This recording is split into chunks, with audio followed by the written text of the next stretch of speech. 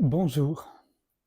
Aujourd'hui, je vais lire des extraits d'un livre que j'ai pu conserver avec moi depuis plus de 50 ans, depuis sa parution en français, et qui est un livre qui m'accompagnera probablement jusqu'à mon dernier souffle en tant qu'individu.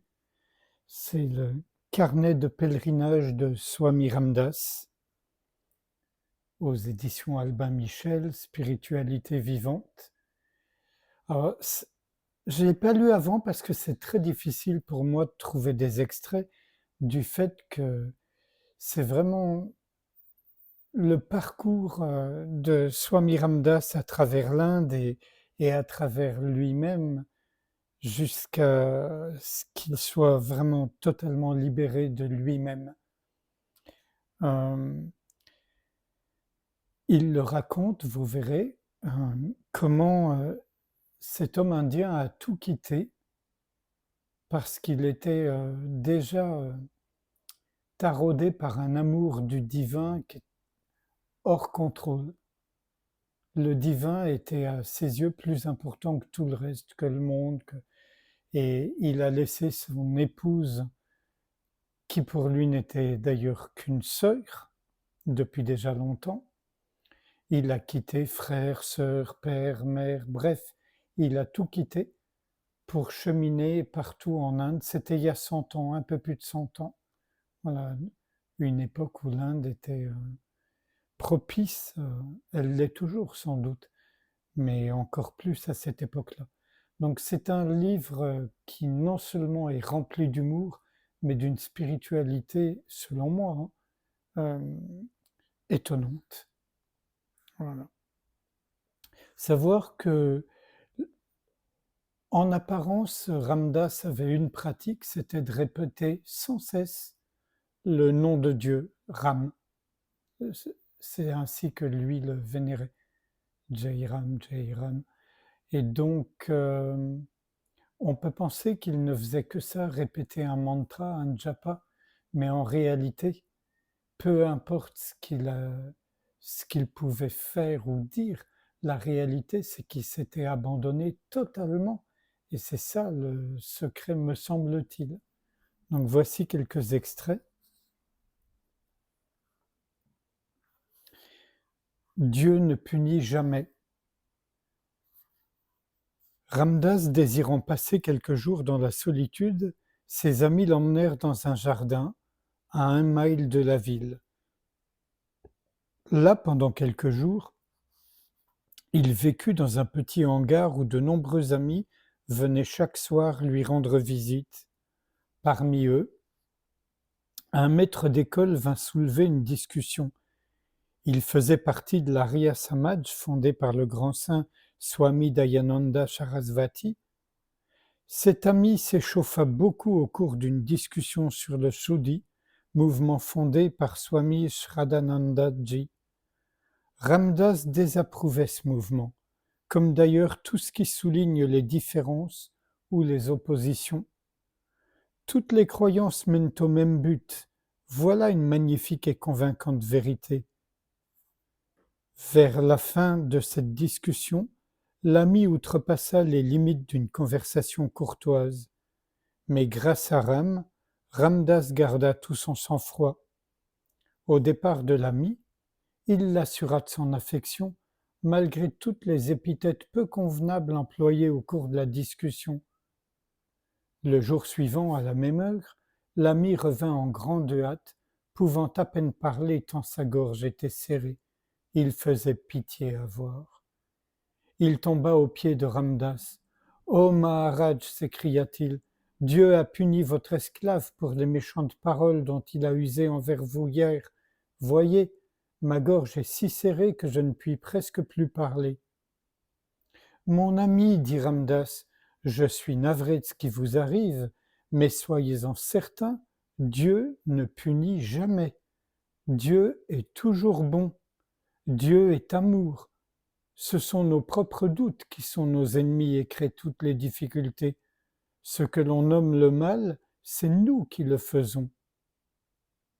L'ami s'empara de la main droite de Ramdas et en frotta la paume contre sa gorge. Chose curieuse, celle-ci se desserra. Il commença à s'exprimer plus nettement, et au bout de quelques minutes, il était complètement remis. Voyez, Maharaj, quelle puissance est la vôtre, s'écria-t-il joyeusement.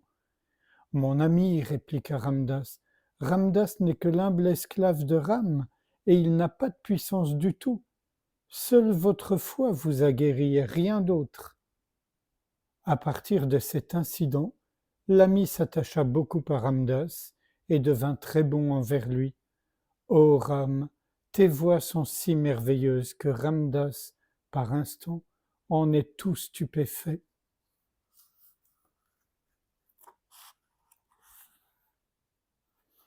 Là, c'est une longue litanie qu'écrit Ramdas.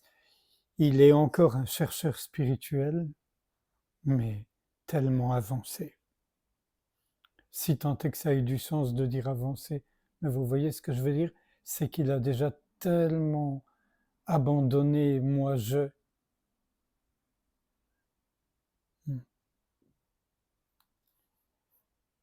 L'amour élargit le cœur et la haine le contracte. Rien de plus suave que l'amour, rien de plus amer que la haine. L'amour est naturel, la haine est non naturelle. L'amour crée et la haine détruit. L'amour est un paysage charmant et frais, la haine est un désert aride et sans joie. L'amour est harmonie, la haine est chaos. L'amour est lumière, la haine est ténèbres. L'amour est félicité, la haine est misère. L'amour est vie, la haine est mort. L'amour est pureté, la haine est impureté. L'amour est beauté, la haine est laideur. L'amour est santé, la haine est une maladie. L'amour est musique suave, la haine est un bruit discordant.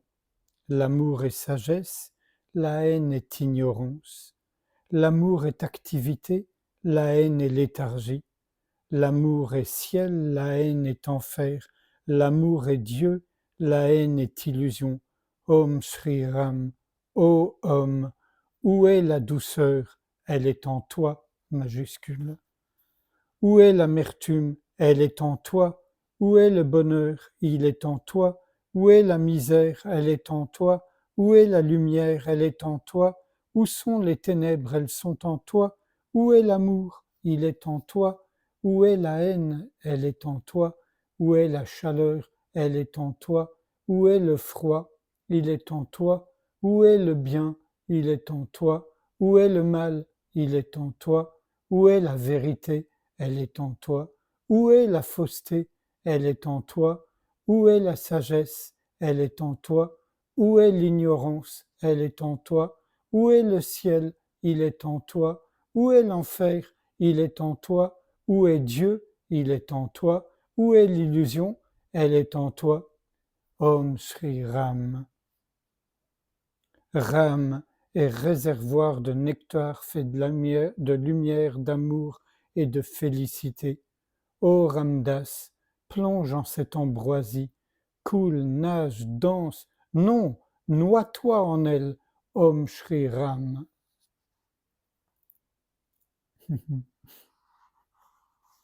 C'est ce qu'on appelle de la ferveur.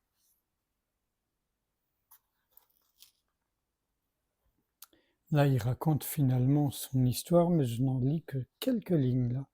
C'est à Mangalore en 1921 que le Dieu compatissant de l'univers alluma dans le cœur de Ramdas l'ardent désir de la réalisation. Depuis ce moment, sa vie a subi un changement merveilleux. Vivre pour Dieu et pour Dieu seul est devenu le but de son existence ainsi que sa passion dominante.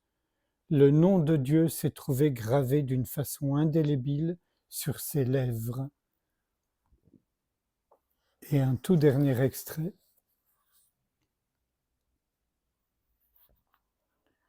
Donc, il est avec un sadhu qui s'appelle Balakram et qui est assez odieux, disons-le comme ça, et plutôt agressif avec les visiteurs. Et un soir, Ramdas demanda à Balakram pourquoi il recevait les visiteurs avec de grossières injures. Il lui répondit avec une nuance de mépris. Voyez-vous, les douces paroles et les raisonnements ne sont pas pour les ânes. Il faut un solide bâton pour les faire travailler. Il en est ainsi avec ces gens égoïstes et ignorants. Je leur veux du bien. Il leur faut des coups de marteau sur le cuir pour les réveiller. Vous vous trompez, lui dit alors Ramdas. Il n'y a pas sur terre de pouvoir plus grand que l'amour. Par la douceur et la bonté, vous pouvez conquérir le monde.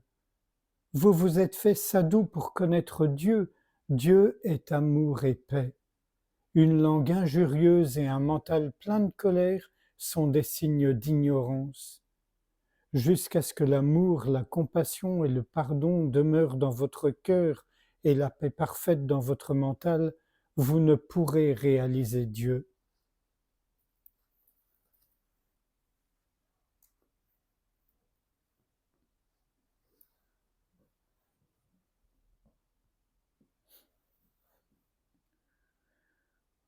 Sans réfléchir à ce qui vient d'être lu, même s'il y a un écho, une résonance, je vous invite à ce qu'on passe un instant ensemble en silence, sans rien faire.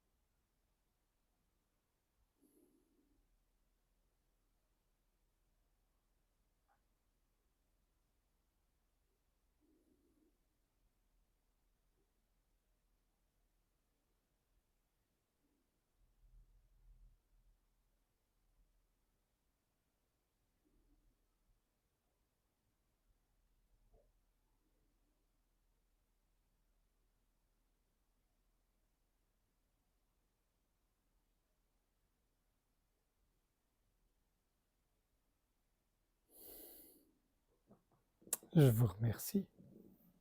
À bientôt.